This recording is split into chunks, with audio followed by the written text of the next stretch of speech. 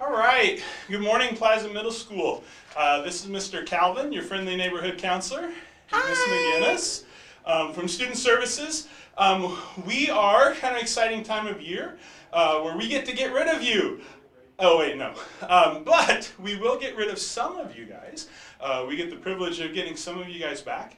But I know it's probably a little weird to think about, but you are down to about 3 months of your 6th grade career. Provided you keep doing what you need to do and get through, which we know you will. You guys will all be successful. But we are already to the point of the year where we're starting to think about next school year. So this is your opportunity and your first year in your school career where you guys get a chance to select the classes or have a little bit of input in what classes you guys are going to take next year for 7th grade. So it's a very simple process, but we're going to walk you through that today. You should already have enrollment sheets in front of you. Vanna White here is showing those. And you should also, if you don't yet, parents or teachers will be handing out a parent letter that kind of explains the packet and what's with it. So you'll need to take that home as well. We don't need the letter back, but we'll need the enrollment sheet turned in, and we'll explain all of that, okay? So that's what we're doing today. Let's go ahead and I'm going to step back so we can see the screen here. As you can see, we've got 4 middle schools. Obviously, Walden is going to be our new middle school, and we're going to a 6, 7, 8. So these are the 4 places you could possibly be. The parent letter should look like this. It's pretty straightforward. It's just some information to kind of explain this is your enrollment packet.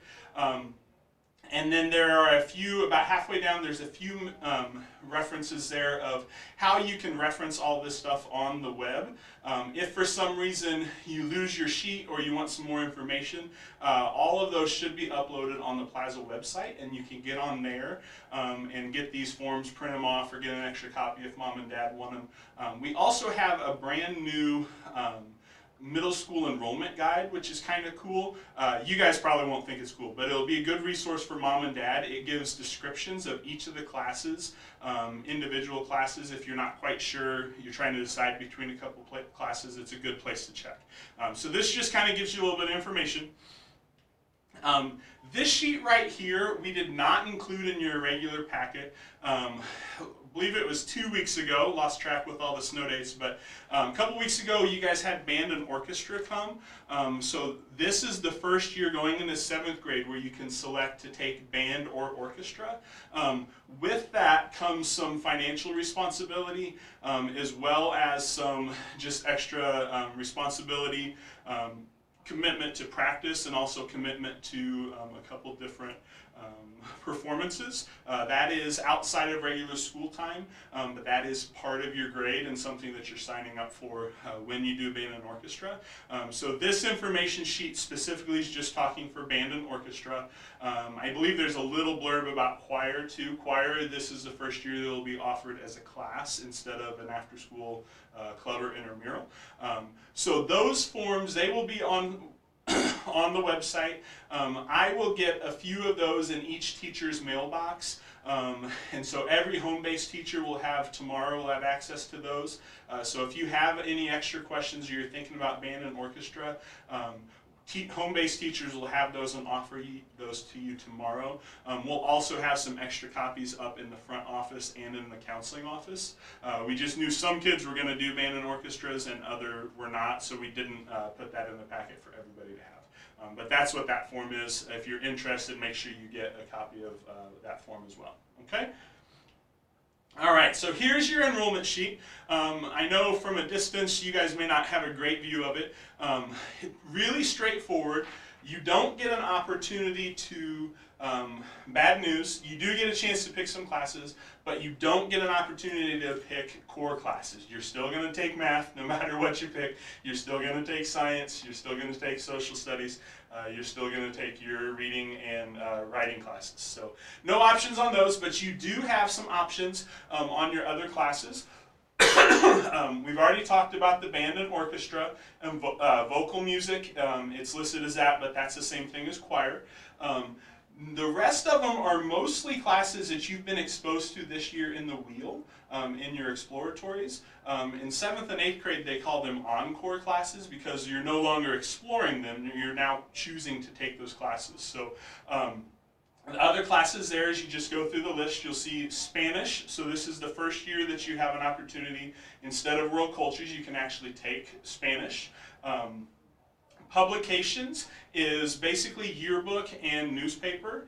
So be aware you're learning how to publish and print and write things, but it's also the group that will be in charge that as part of that class, they also take the responsibility for school newspaper and for the yearbook. Okay. Computers is pretty self-explanatory. I think that might be they've changed the title of that class, but I think it's called like Information Technology or Intro to Technology, something similar to that. Consumer Science is just facts class like you're used to. Art is art, and then the middle school Design, Modeling, and Automation and Robotics.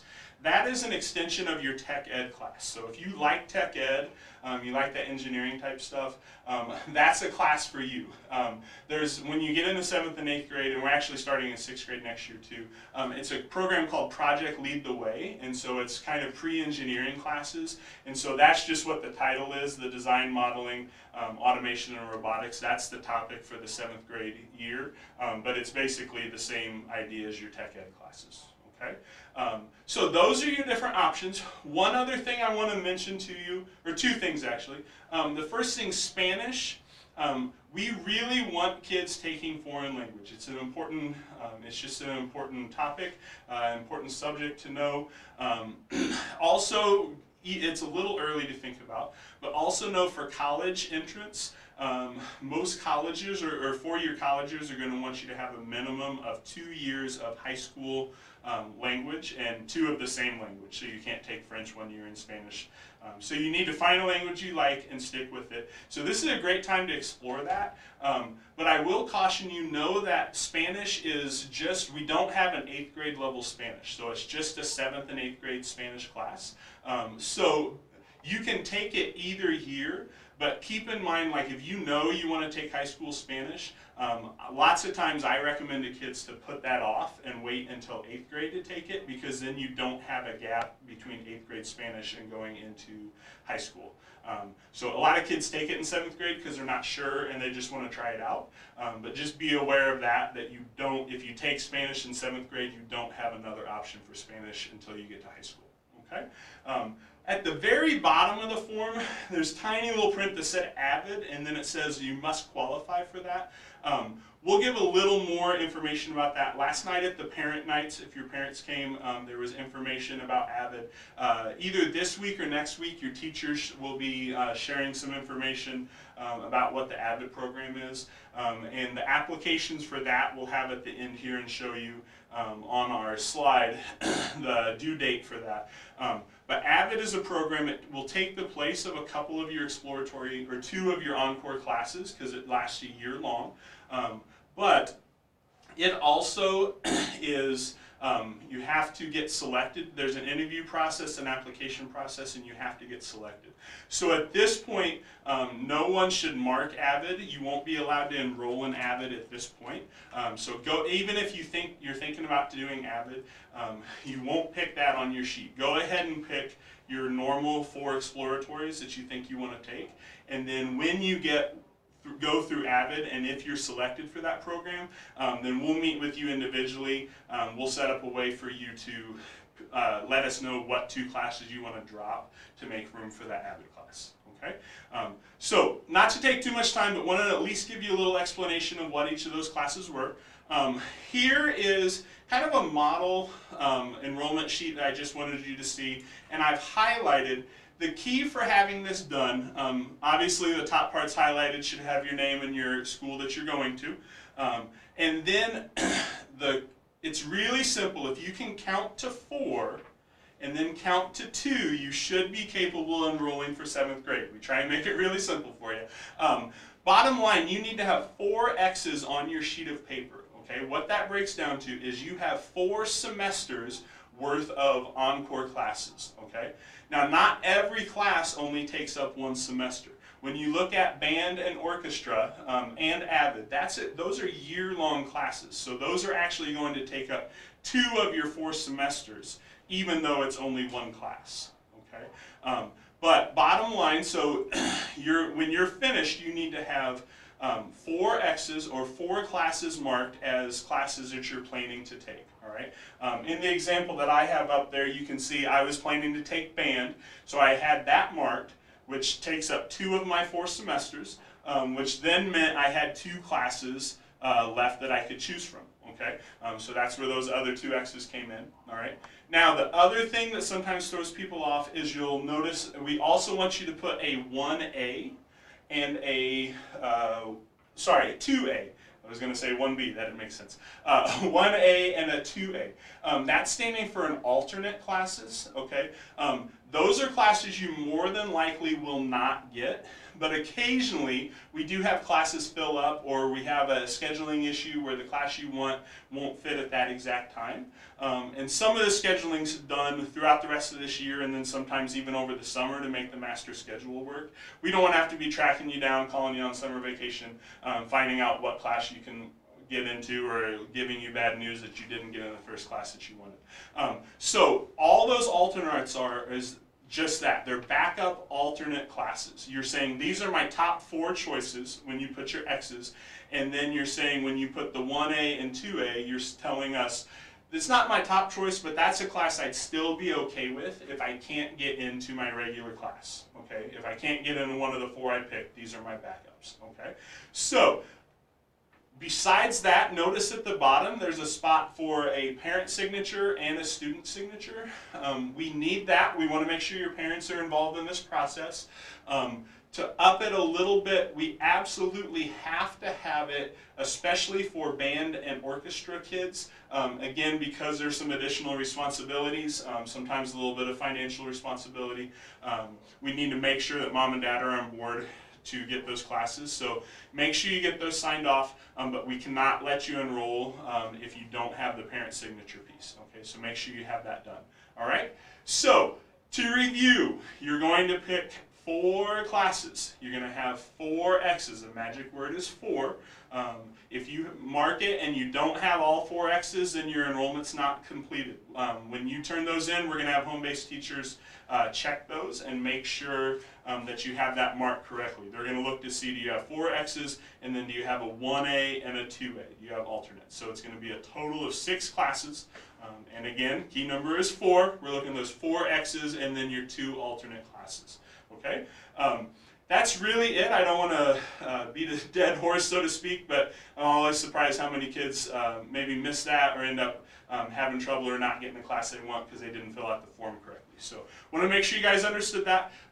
Last thing, and then we'll get out of here and send you guys on your way. Obviously, here are just the dates. Today we're doing the enrollment broadcast. The enrollment forms at the very latest are due back next Monday, March 4th. Okay. Now, to me, if you're turning it in next Monday, you're late. Okay. Because we're also already going to be starting next Monday. We're going to be working our way around to the home base. Through your life ed classes, which is the same as what you have for home base. But in your life ed classes next week, we will be individually coming into your classes and then helping you get these course selections enrolled into the computer. If you don't have that form filled out for us or don't have it filled out correctly, we're not able to get your classes put in as quickly. Normally we don't want that to affect your enrollment, but we want to make sure everybody's able to enroll and get the classes they want. So really important you get that filled out. I would say try to get it, if you know the classes and you can already get it done by tonight, get it turned in first thing tomorrow. At the very latest, Friday is really your due date. Think of Friday as your due date. If you have to, Monday we can still get it in, but there really shouldn't be any reason anybody's waiting until Monday. Okay? Otherwise, the other thing I had mentioned is just the AVID. March 8th will be the AVID application due date. If you need an AVID application, more information will be coming about that, but you can check in our office or in the front office if you have specific questions at this point about AVID. Okay? Just wrapping up, guys. Once again, 4 X's, 1A, 2A, so your alternate classes, and then signature for you and your parents. Get those to your home-based teachers, again, at the latest by the end of this week. And then your final step is to pass 6th grade and move on and become a 7th grade student. Okay, so hopefully you've had a great experience here at Plaza. We're not done. We've still got almost a whole quarter. I'll make room for Miss McGinnis. Almost a whole quarter, a little over that. So you're still our kiddos, but we're excited to help you think about moving on for the future and getting ready for 7th grade. All right. We will try. I know there's a couple minutes left at home base. We'll try and float around a little bit. Pop in if we have time, and if you guys have questions. Also, we'll pop back into announcements tomorrow and answer any frequently asked questions and kind of give you an extra reminder and update. If you have questions today, best thing, shoot us an email. That way you don't even have to leave class if it's just a, hey, quick question, I don't understand what this class is or whatever. If you need something more in-depth, ask teachers if you have time, come down and schedule an appointment like always. Parents are free to call, shoot us emails, make sure they're checking through the information stuff. But we want to make sure you guys get the information you need to get the classes picked for 7th grade. Okay? That's all for us. Thanks a lot. See ya. Have a great day.